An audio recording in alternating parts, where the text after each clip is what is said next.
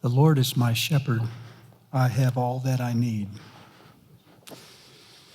He causes me to lie down in green pastures, and he leads me beside still waters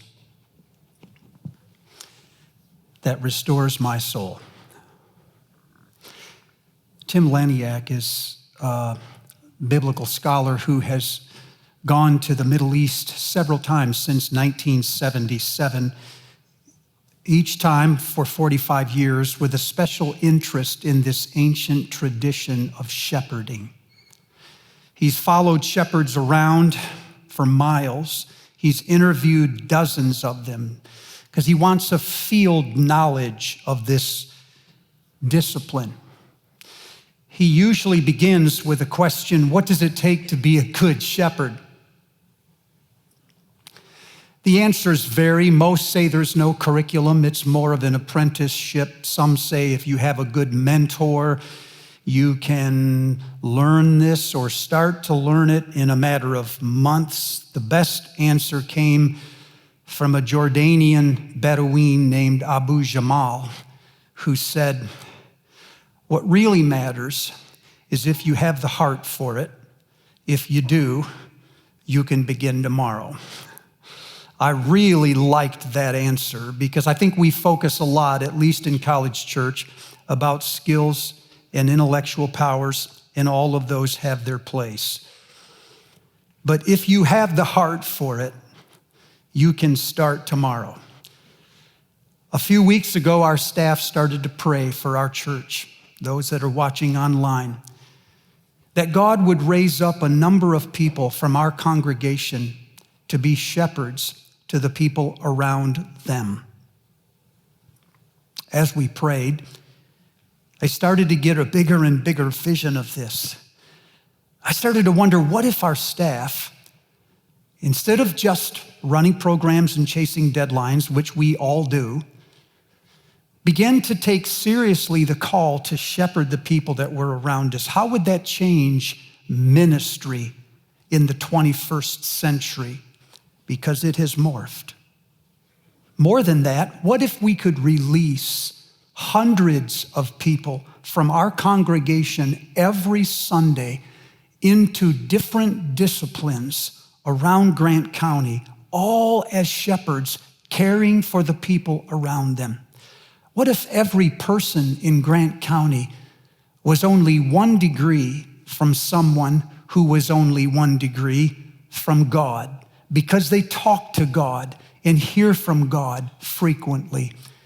In one of our small groups on a Wednesday night, someone said, what if the entire congregation had a mentality of a shepherd, so it was anywhere, anybody, in any time? God just puts people in front of us and we take care of them. I began to wonder, what if College Church as a whole were to shepherd other congregations in the next 5 to 7 years?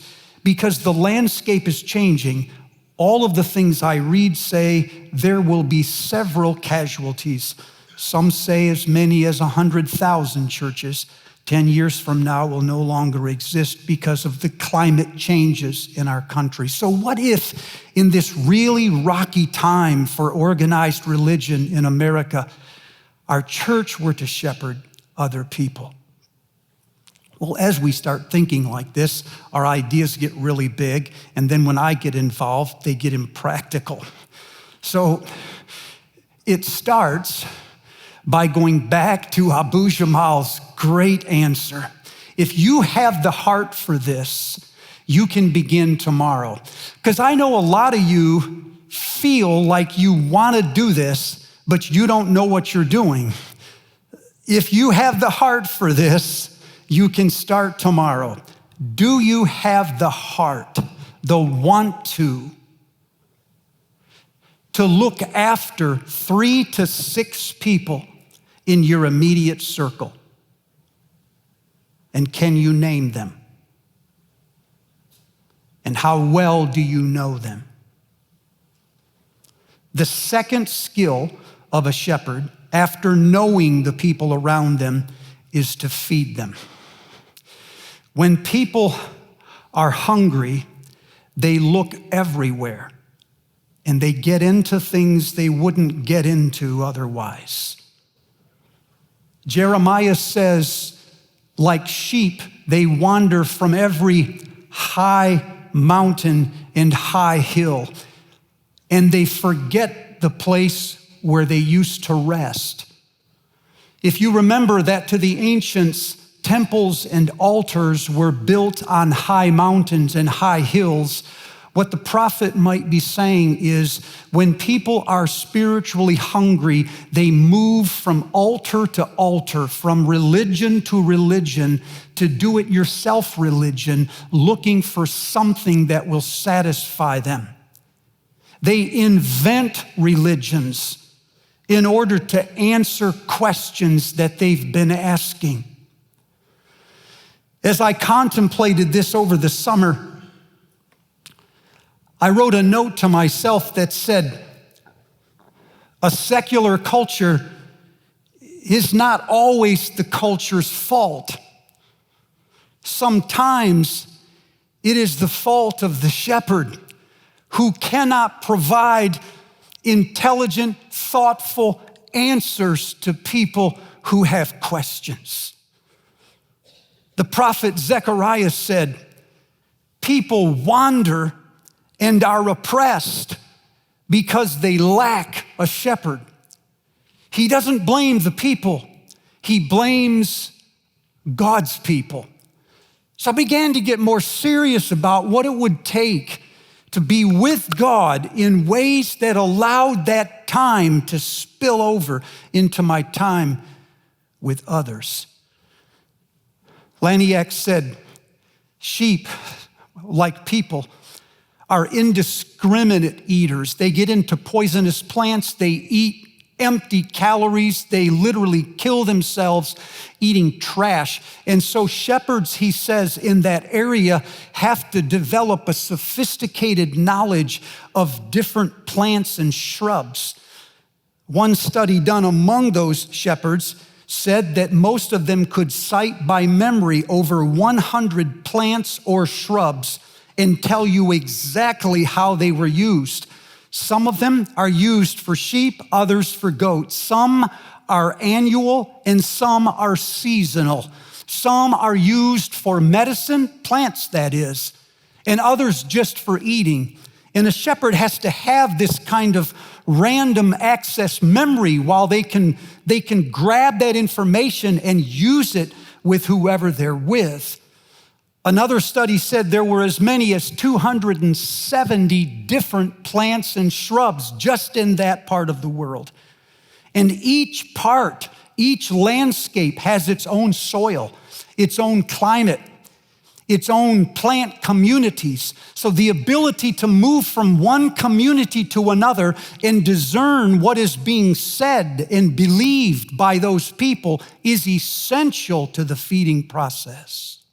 Now, if you're like me, all of that doesn't make you interested, it scares you off.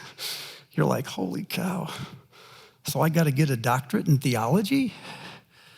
I don't really have the interest to do that. I'm not sure I have the firepower to do that. Two stories, one in the Old Testament, one in the New, came to the rescue as I thought about this and reflected over my own growth in this area. One is from Exodus chapter 16, another is from Mark chapter 6. In one, Jesus feeds at least 25,000, some say 600,000 with manna. And in the other, Jesus feeds at least 5,000 men plus their families. It could have been 15 to 20,000 people. In both of these miracles, one old, one new, there is a multitude, there's a miraculous feeding, and in both miracles, God himself is the shepherd, not someone else. Both of them mirror each other. The same thing is happening twice. In the first, God's people have come through the Red Sea, and God himself leads them into the wilderness. The wilderness or the desert, they tell us, is a treacherous place. Temperatures can get up to 125 degrees Fahrenheit and then change by up to 40 degrees in just minutes. Outside of that, windstorms can come out of nowhere and literally blanket every living thing in sand, such that there is no recourse except to fall on your face and cover your mouth so you don't inhale it. It chokes animals. And that is just the weather. Then there's the predators, the lions, the bears, hyenas, leopards, and serpents that are always moving, always watching. And then there is your own limitations, your fears, when you're in an environment like that. All that to say that to the ancients, the desert was the most forbidden place. They believed demons lived there. It was their devil's triangle. When somebody went there, they almost never came back again. It was the bane of the psalmists, the exile of the prophets. It was an asylum for the insane, and it was a prison for deposed kings. The trouble is that according to Deuteronomy, God himself led them there intentionally. He had plans that only time in the desert could make happen. Deuteronomy said, he led you to the desert to humble you. He wanted you to be in a place where you had no allies, no resources, and no way out except for him. And then he fed you miraculously with manna or bread from heaven, so that you would learn that you do not eat by bread alone. You live on every word that comes from the mouth of God. That's how you stay alive. So the plan in the desert was this. God would rain down bread from heaven in the morning. He would send in quail or birds in the evening that would just literally land on the ground from exhaustion in the flight. They would catch them and eat. So they would have bread and birds, Chick-fil-A, as much as they wanted, for as long as they wanted. There were only two stipulations, and neither of the stipulations seemed to have anything to do with the menu.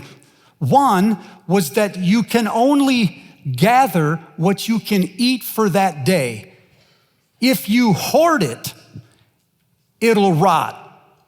If you gather more than you need for that day and do not give some away, it will rot. So every day you are to get up and gather for that day only what you need, as much as you want. The second stipulation is that on the Sabbath you will rest. You will not get up in the morning and gather, because what you gathered the night before will not rot. It will last 2 days instead of one. So those are the stipulations. You must gather it every day except for the Sabbath. And as you would figure, there were some who tried to hoard it and it rotted, and the maggots came and carried it away. There were others who waited until the Sabbath and then got up in the morning and looked for the manna, and it was not there. This is how God feeds his people, by providing them not only what they need in the moment, but by teaching them how to trust him over life. He uses every immediate moment to teach his people a bigger lesson. You live by what comes from the mouth of God. Your instincts will tell you you should save some. Your instincts will tell you if it's there on 6 days, it will be there on the 7th day. But if God says differently, then you must deny your instincts and everything you have learned through experience and education and trust God's voice. He can be trusted. If he says it will spoil, it will spoil. I don't care what the studies have shown. And if he says it won't be there on the Sabbath, then it won't be there on the Sabbath. It doesn't matter what experience has shown. When you know God has told you something, that is the truth.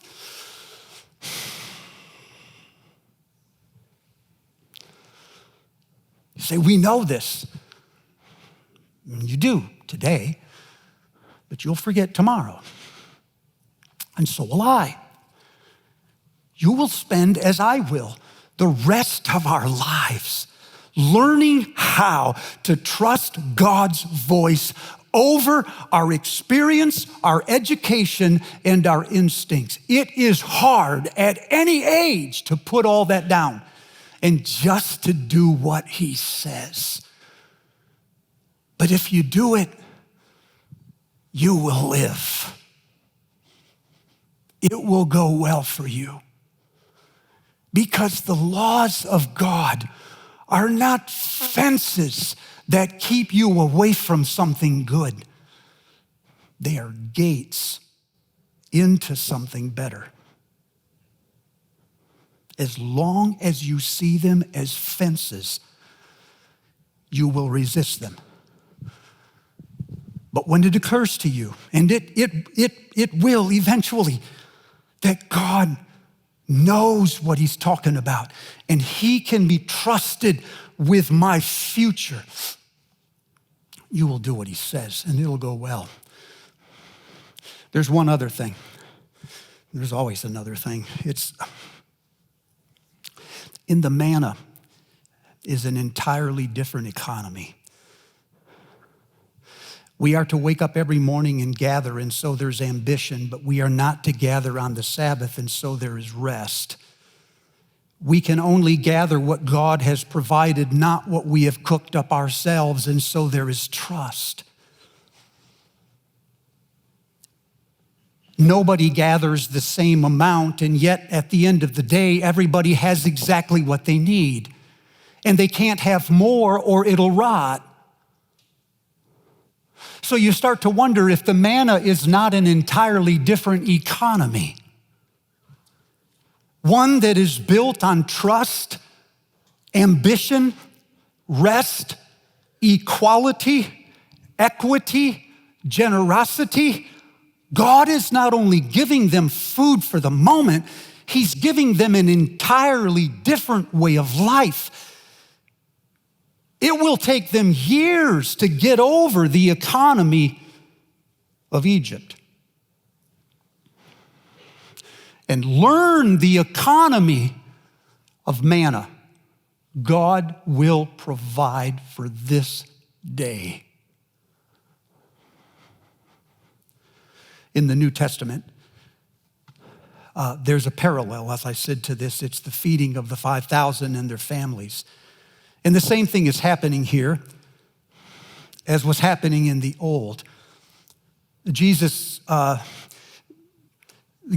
gets out of the boat and he starts to teach the people on the grassy slopes. And according to Matthew, he starts to heal just dozens of people, whatever their sicknesses were. And the difference between Jesus and his disciples is almost nothing until late in the day. Late in the day, they start to grow apart. The disciples notice the sun's going down, so they say to Jesus, hey, you know, the hour is late. I think these people have had enough. Why don't you send them away so they can go to the surrounding villages and buy themselves something to eat? Jesus says, you feed them. You give them something to eat. The matter at hand here is the question of responsibility. Whose responsibility are these people The disciples think they're responsible for themselves, but Jesus knows that they're sheep without a shepherd. Sheep can't take care of themselves. So he says, no, you're responsible for them. You feed them. And in this moment, if you're like me, you find yourself caught in this little story and you feel bankrupt. It's as if Jesus looks you in the eye and says, well, you've got these 3 to 6 names. Now feed them. And you think, what am I going to say? So the disciples say, where are we going to get food to feed these people? Jesus says, well, what do you have? Go and look. So they run out and they start looking for the food, and they come back and they say, we have found 5 loaves and 2 fish. According to the Gospel of John, it all came from one boy. They found a boy with 5 small loaves and 2 small fish, and they brought the boy to Jesus.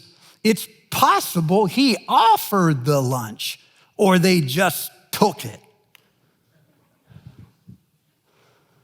Then Jesus turns to the disciples and says, now have everybody sit down, groups of 50 all over the slope. They do that. And Jesus takes the food that they gave him, and he holds it up, we think, and he blessed it. Nobody knows what he said. There are 18 different such prayers in the Old Testament, but one of them goes like this.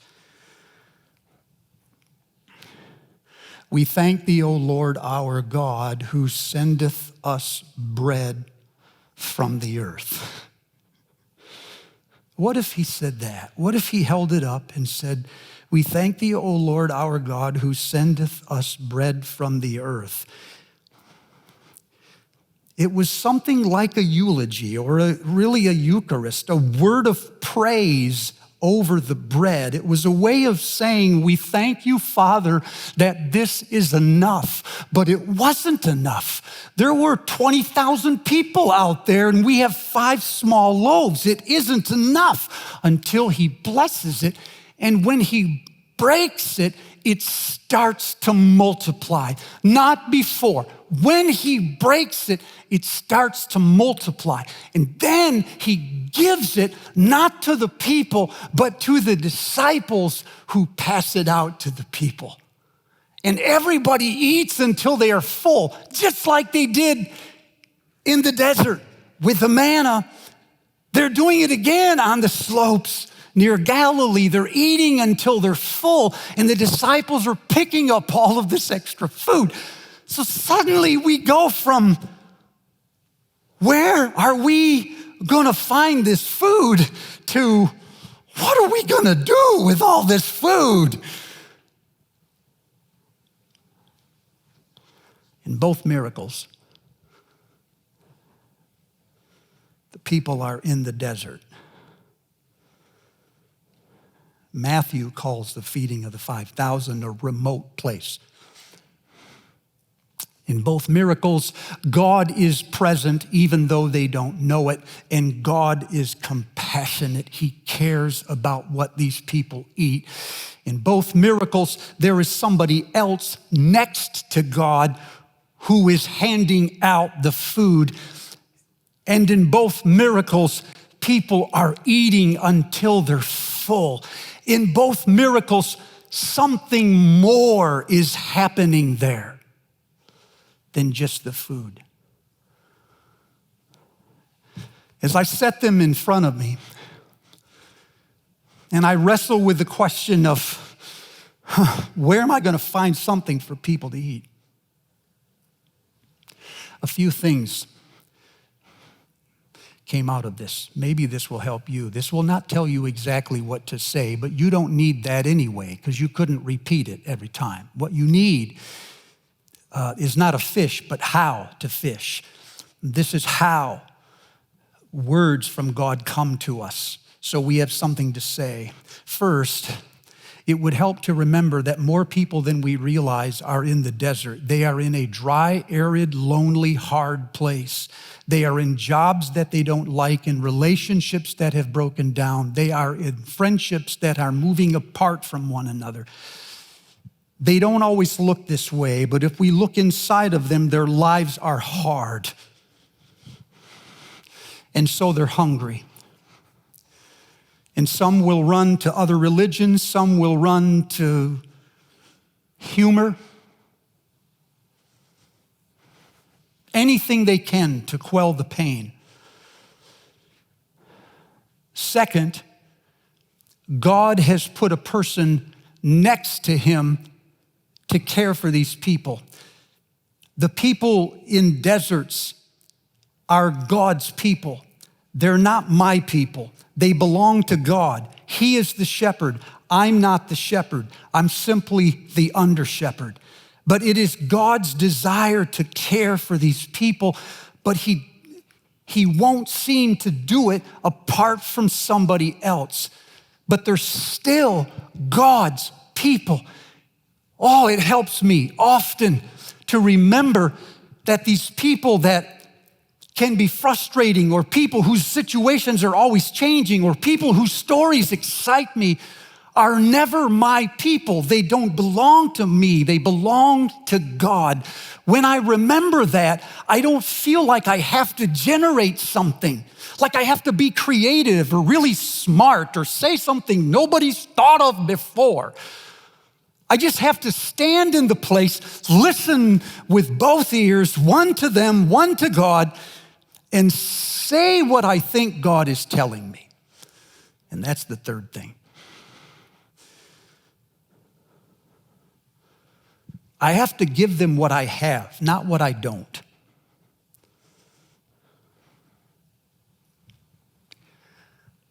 What I give them is an overflow from what God has given me. He has multiplied things in front of me and then handed it to me. That's what I give them. What God has provided and then handed to me.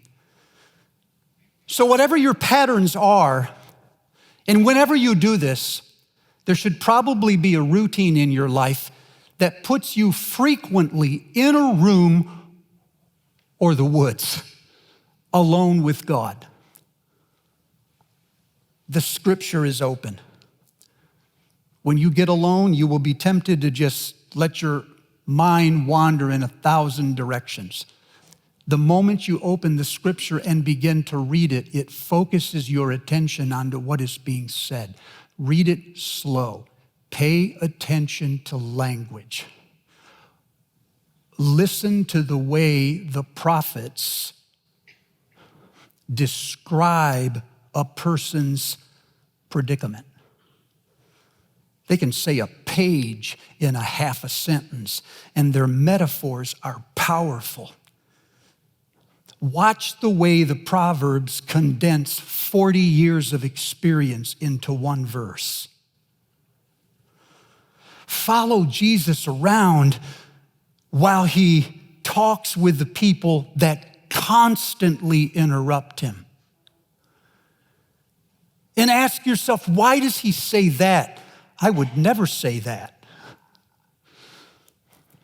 Read the books of history and watch what the kings have done that they shouldn't have. Or watch what the kings have done that God wanted them to do. And as much as you can, summarize what you're seeing in front of you into a couple of sentences. In my life, I simply write a key verse from the passage itself on a Post-it note, stick it on the wall, right next to the chair where I pray. Frequently, I look at the wall because it's becoming something like a concordance. Those are the verses that over time have moved me deeply when I meditated on them. Something happened in me as I read them, and so I wrote it down. That becomes the fuel or the food that I'm going to feed other people. Does that make sense? So you will have to find a time and a place in your life where you can just immerse yourself in the language of God. The more conversant you are and knowledgeable of Scripture, the more you will have to draw from. Finally, you will not get this all down in a week or two. This is a muscle. The more you practice, the stronger it gets. The less you struggle, the more natural. It's like a language. If you can allow yourself to screw it up 1,000 times, you'll start to pick it up. And then it becomes powerful.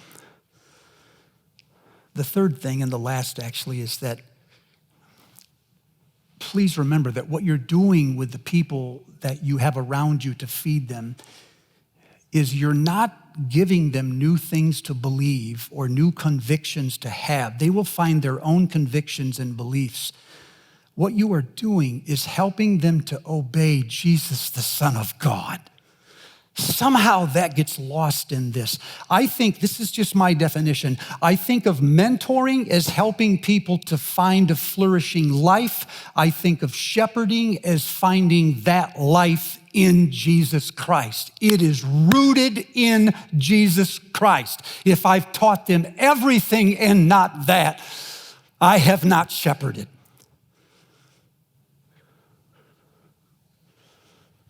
If I teach them that, they will eventually learn everything else that they need to know.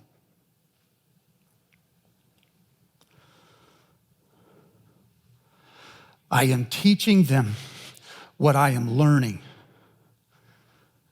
how to trust his voice when everything around me says he's wrong. Because that will always be the case until we're in heaven. Then he'll say, see, I told you. And I am helping them to find a new life, a new world, a new economy, a way of living that is counterintuitive and countercultural. Almost nobody lives like this. But blessed are those who do. They really have it made. Toward the end of the Gospel of John, there's a powerful story with Jesus and his disciples. Jesus has died. He's come back from the dead. He's been alive for a couple of weeks, and he has this habit of making these sudden appearances, unannounced, with his disciples. Peter was one of them. The night before Jesus was crucified, Peter denied him 3 times. The third time was to a servant girl around a campfire. When Jesus turned and looked at him, he was decimated. He got up and just walked away and wept the rest of the night. Can't believe I did that. Now, a couple of weeks after Jesus has come back from the dead, Jesus is going to make an appearance to that man and tell him that he still has a chance. So Jesus recreates the scene on the night of his denial. He builds a campfire on the beach. He looks out and sees the disciples in a boat trying to fish, asks if they've caught anything. They haven't. He tells them to let down the nets again, and they haul in over 500 fish. Peter is so overwhelmed, he jumps overboard and he swims to shore and leaves his friends out in the boat. Jesus says, bring some of the fish, put it next to what I have. Take what you have, put it what I have, and we will eat. After the meal, there was a very awkward moment. No one has said anything, least of all Peter. I think it's still in his mind. Did he forget? No. Suddenly, Jesus breaks that silence and he says to Peter, Simon, you love me? Simon says, Can't look at him. Says, you know I love you. Jesus says, good, feed my sheep. There's a pause, and he asks him again, Simon, son of John, do you really love me? He glances and says, you know I love you. Jesus says, good, take care of my lambs. There's a third time. Simon, really? Do you love me? This time he's had it. He looks him straight in the eye and says, Lord, you know all things. You know that I love you. Jesus says, then feed my sheep. What's odd is that when Peter's career began, he was told to fish for men. But at this juncture in his life, he is told to feed God's sheep.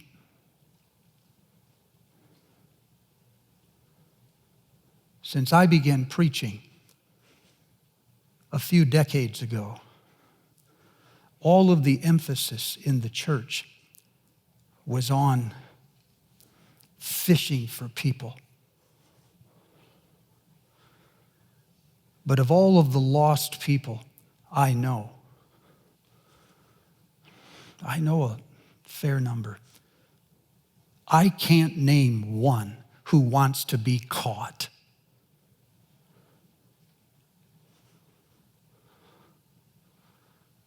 But almost all of them want to be cared for.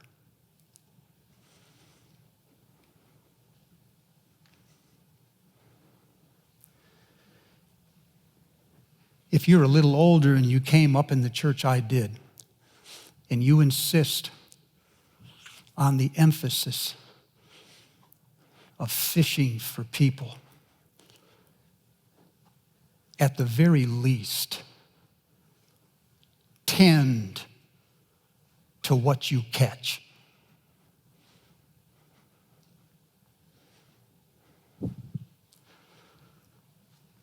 People want shepherds, no matter how they act.